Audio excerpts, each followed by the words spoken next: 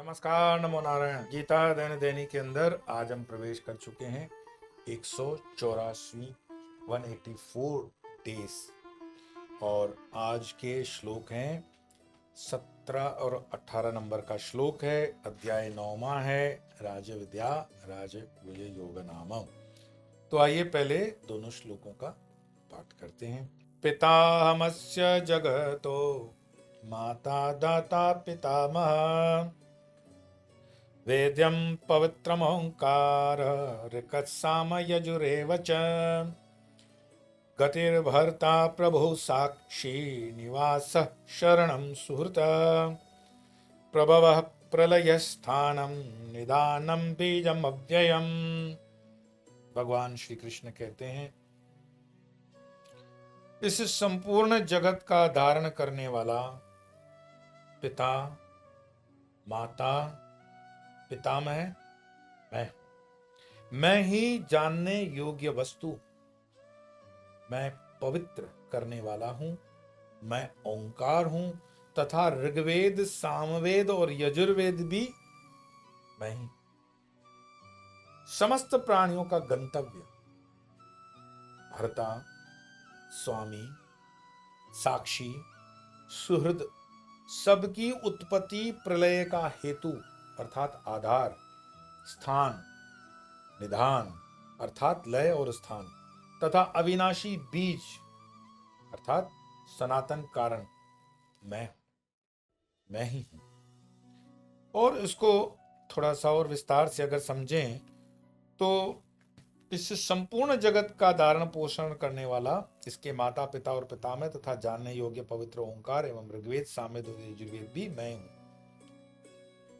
तो सब भगवत स्वरूप ही है। अतः माता पिता और रोगी आदि की सेवा भी भगवान की ही सेवा है। जैसे मैंने कल आपको बताया था कि ठीक अपने स्वभाव और स्वधर्म और स्वरुचि के अनुसार, मानो कोई राम जी की पूजा कर रहा है, कोई श्याम की कर रहा है, कोई राधा जी है, कोई दुर्गा जी है, कोई सूर्य की है, कोई चंद्र की है, कोई यज्ञ से है, कोई ध्यान से, लेकिन वो है उसी एक भगवान की। और मानो कि कोई कर्म का आश्रय लेकर के, कर्म का आश्रय ले कि मैं सिर्फ रोगियों की सेवा करूं, ठीक है।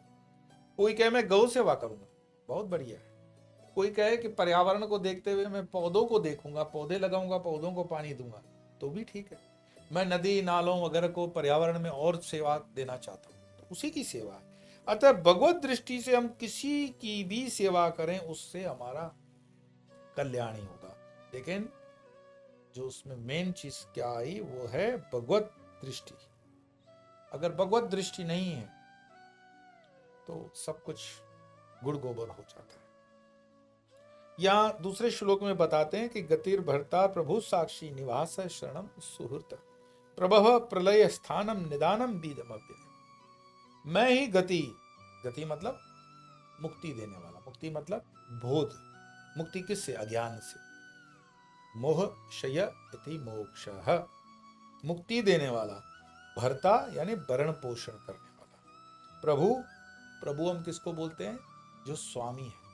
अब थोड़ा सा अपने सनातन धर्म के उन विशेष पदवियां उसको हम समझ लें कि देवता, ईश्वर, भगवान, प्रभु, परमात्मा, परमेश्वर, इनका डिक्शनरी के आधार पर मीनिंग आप खुद देखो क्या क्या अंतर है। सब में अंतर है और सबकी एक डिग्री अलग अलग है, उस डिग्री को समझ जाओ। तो प्रभु का मतलब है स्वामी, और साक्षी, साक्षी मतलब जो शुद्ध चेतन, सबका निवास स्थान वो है। और शरण लेने योग्य सुहृद, सुहृद मतलब प्रति उपकार की इच्छा न रखकर हित करने वाला। सुहृद वो होता है कि नेकी कर दरिया में डाल।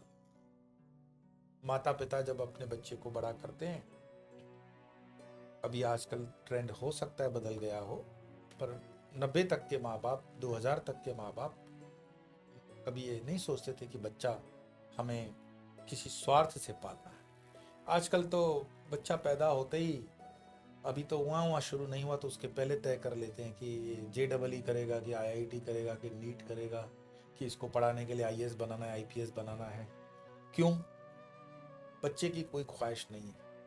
माता पिता इतने एम्बिशियस हैं कि उनके जवानी के जो स्वप्न पूरे नहीं हुए हैं वो सारे स्वप्न अपने बच्चों के माध्यम से पूरा करना चाहते हैं। हो सकता है उनका बच्चा एक काबिल संगीतकार हो, लेकिन माता पिता कभी उसको संगीतकार इसीलिए नहीं बनाना देना चाहते हैं क्योंकि पिता की इच्छा रही होगी कि मैं आईएएस ऑफिसर बनूं, तो वो खुद तो अपने जीवन में बन नहीं पाए, और वो बन नहीं पाए इसीलिए सामने वाले जो बेटा पैदा हुआ है उसको लाद रहे हैं गधे की तरह उस पर बोझ।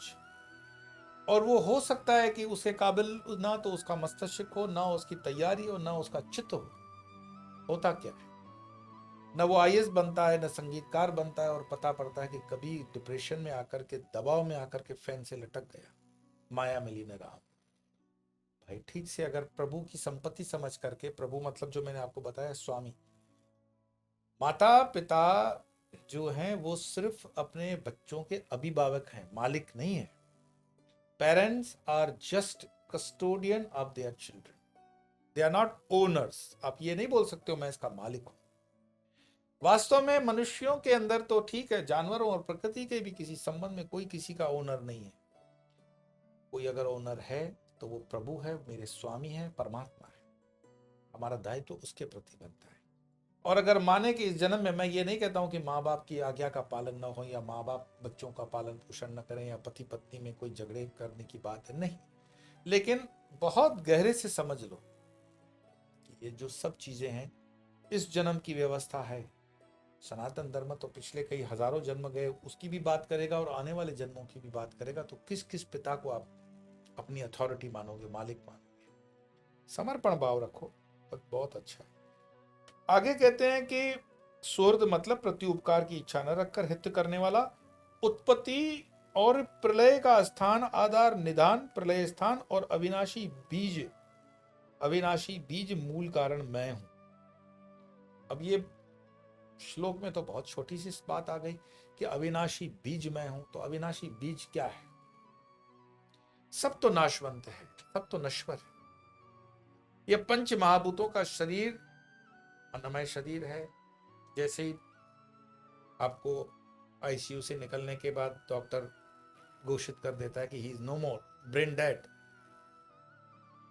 तो उसको शमशान में ले जाने की व्यवस्था होती है। तो मैंने बताया कि ये अन्नमय शरीर है। फिर प्राणमय शरीर आएगा, मनोमय है, ज्ञानमय है, आनंदमय। तो इसमें पूरी यात्रा के अंदर एक चीज जो इंपॉर्टेंट है वो है अविनाशी बीज की जो बात आई, वो क्या है? तो अविनाशी बीज मतलब हुआ आत्मा की बात है।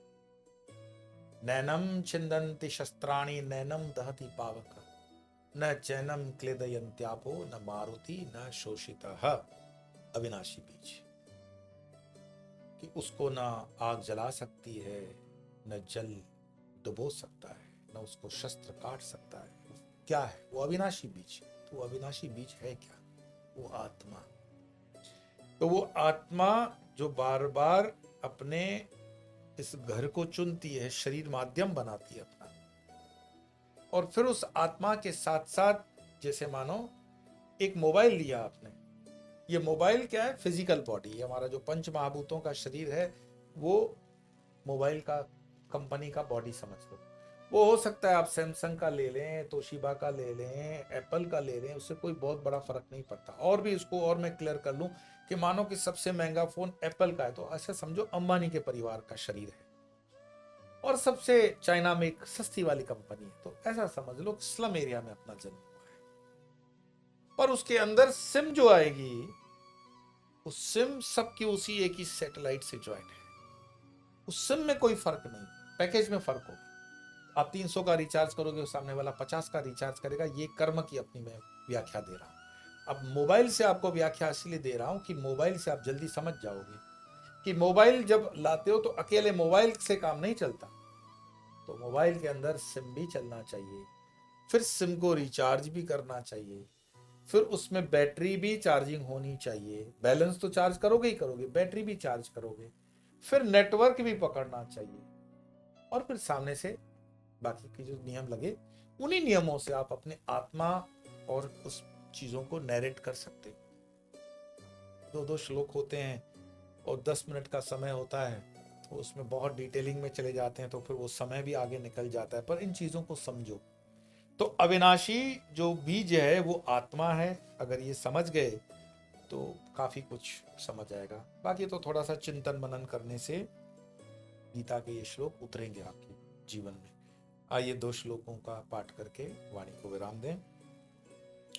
पिताहमस्य जगतो माता धाता पितामह, वेद्यं पवित्रमोङ्कार ऋक्साम यजुरेव च, गतिर्भर्ता प्रभो साक्षी निवासः शरणं सुहृता, प्रभवः प्रलयः स्थानं निधानं बीजमव्ययम्। आज इतना ही, कल फिर मिलेंगे, तब तक के लिए नमो।